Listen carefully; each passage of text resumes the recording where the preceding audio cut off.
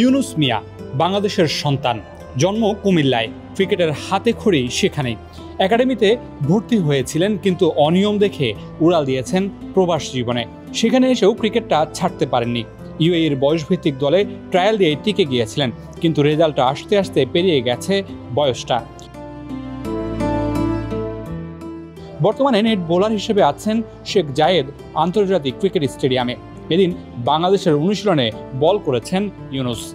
আসলে অনেক ভালো লাগতেছে, কারণ আমি যখন ছোট ছিলাম তখন থেকে দেখতাম যে বাংলাদেশ খেলতেছে। তখন আমি ওনাদেরকে দেখে আমি যখন বাংলাদেশ প্রথম একাডেমি যাই, কুমিল্লা স্টার ক্রিকেট একাডেমি প্রথম আমার যেখান থেকে স্টার্ট হয়।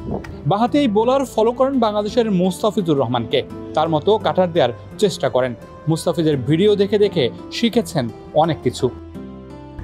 অবশ্যই আজকে নেওয়ার চেষ্টা করব।